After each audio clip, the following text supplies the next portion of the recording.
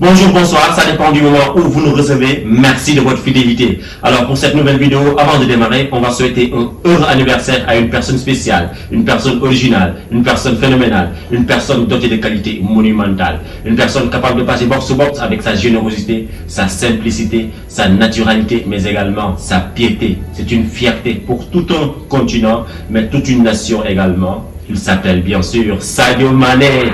Sadio Mané qui fête son 32e anniversaire, machallah.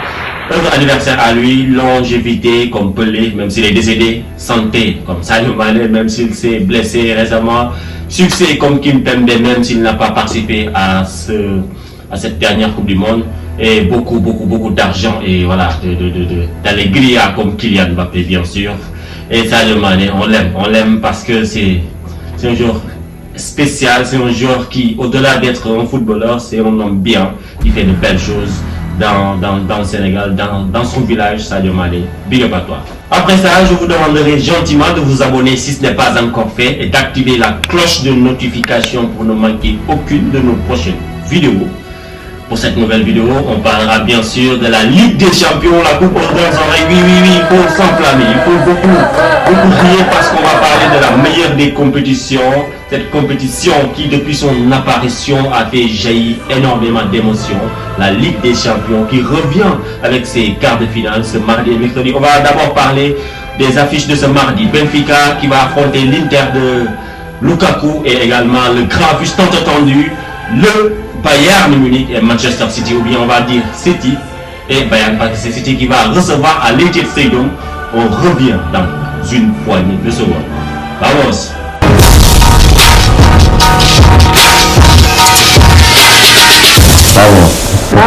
Benfica Inter, quel match, quelle affiche, une très belle affiche, oui bien sûr. Ça sera une affiche de rêve, un match qui va être très décisif pour les deux équipes. Benfica qui est dans une très bonne phase, Inter qui plus ou moins enchaîne les mauvais résultats, que ce soit surtout en championnat, même si c'est une équipe expérimentée qui connaît la Ligue des Champions, qui l'a remportée, mais également Benfica n'est pas une équipe méconnue. Benfica connaît la Ligue des Champions, Benfica a fait de belles choses, Benfica a éliminé Bruges, même si, bon, footballistiquement parlant, il n'y avait pas photo dans ces deux affiches-là.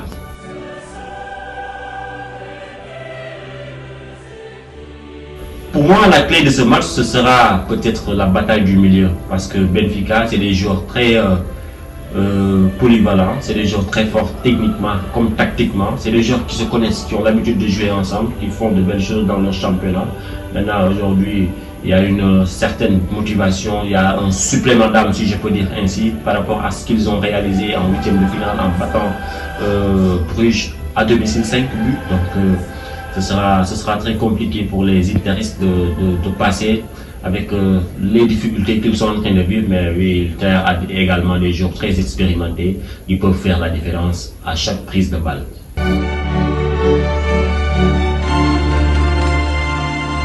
Bah, je ne peux pas donner un score exact, ça fait partie des affiches impronosticables, mais je vois une victoire de Benfica parce qu'ils jouent à domicile certes, mais c'est parce qu'aussi ils sont dans une très bonne phase et que ça peut être, comme je l'ai dit tout à l'heure, un supplément d'âme, quelque chose qui va les booster, qui va les motiver. Alors parlons à présent de la plus grande affiche de ces quarts de finale, Bayern Munich et Manchester City, vous le savez bien sûr. Et oui, ce sera une affiche exceptionnelle, une affiche extraordinaire, un match palpitant qui promet beaucoup de suspense bien sûr. J'insiste là-dessus parce que c'est entre deux cadors européens. Mais on va d'abord suivre la chronique de Bella et revenir débriefer cette rencontre-là. Alors qu'il affrontera le Bayern Munich pour un choc décisif en Ligue des Champions, Pep Guardiola est sous pression pour la suite de sa carrière à Manchester City.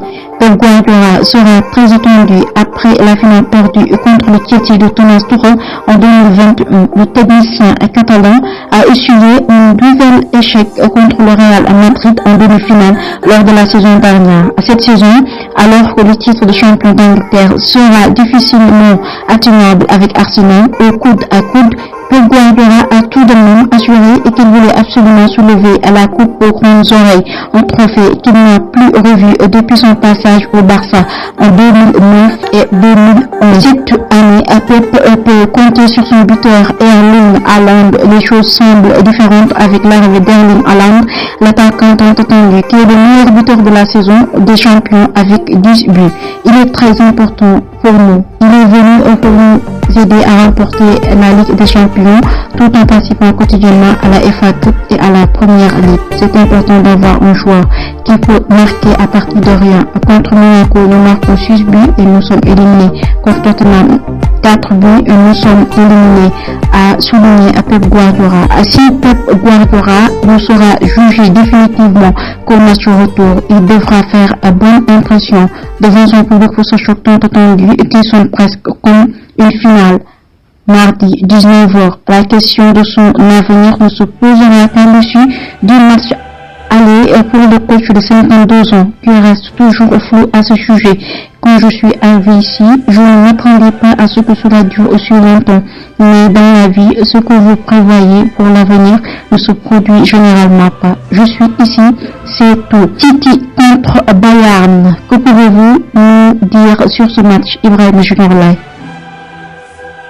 Eh oui, merci Bella, un grand salut à toi, un grand salut à tous les habitants de la Turquie, une très belle chronique mais également une très bonne interrogation en fin de compte. Je pense que ce sera une affiche de rêve. C'est ce genre de rencontre-là que nous aimons, nous amateurs, nous amoureux du football, de ce sport extraordinaire, hein, cet ascenseur émotionnel.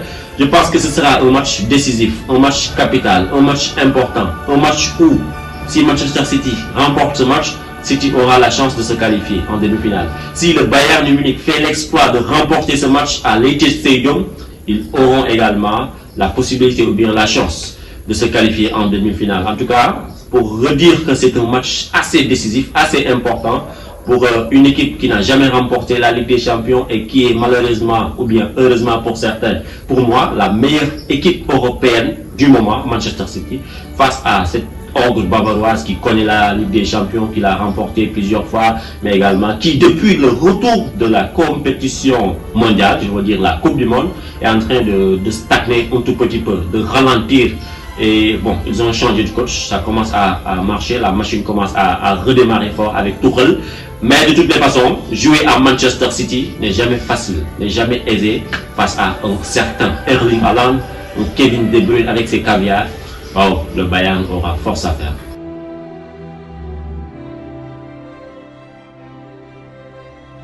Je pense que pour le Bayern Munich, il faudrait d'abord essayer de couper cette relation Haaland-De Bruyne ou bien De Bruyne-Haaland. C'est parce que c'est De Bruyne généralement qui fournit, qui ravitaille un tout petit peu Erling Haaland en passe. Donc il faudrait ils auront du travail, les Kimmich, les Goretzka.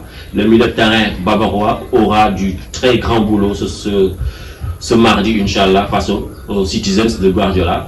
Pour moi, il faudrait essayer de couper la relation, la connexion De Bruyne et Haaland. S'ils le font, ils auront une chance peut-être de pouvoir contrer et pourquoi pas battre cette équipe Citizen.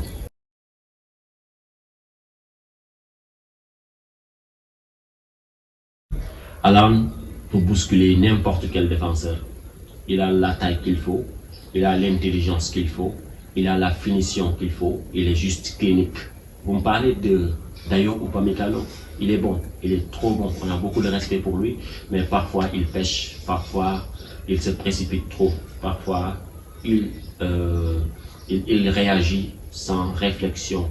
Donc Haaland pour moi, c'est vrai que c'est deux costauds, de Like à côté, Upamecano de l'autre côté, c'est deux grands gaillards, deux grands costauds, deux grands défenseurs qui évoluent dans les plus grandes nations, la France et les Pays-Bas. Mais Erling Haaland, il a connu tout défenseur et rappelez-vous, il a joué contre Upamecano parce que le Bayern avait joué en tout cas avec contre le Dortmund. Haaland était à Dortmund l'année dernière, l'année passée.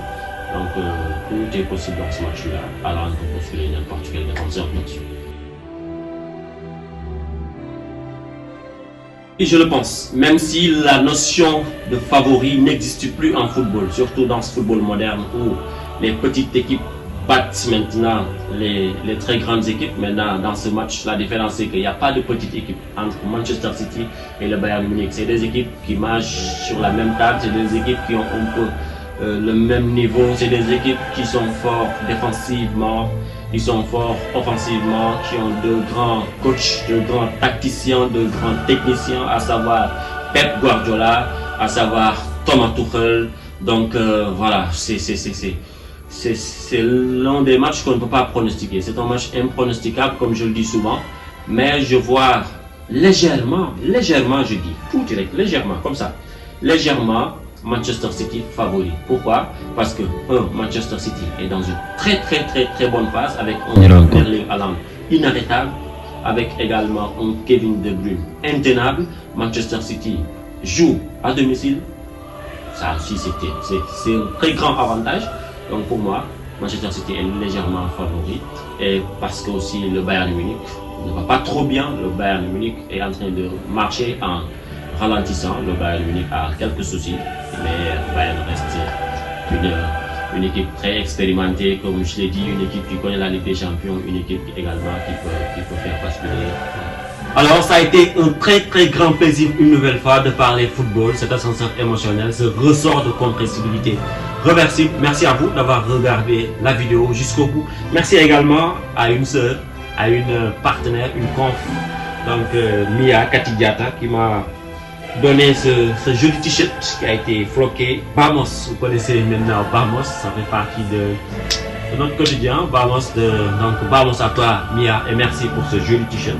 Merci à vous, on se donne rendez-vous donc demain Inch'Allah, parce qu'on parlera bien sûr des autres affiches, Real Chelsea et le derby italien, Inter, le Milan AC bien sûr, et le Napoli de Victor Osimhen. On se quitte avec bien sûr la musique de la Ligue des Champions.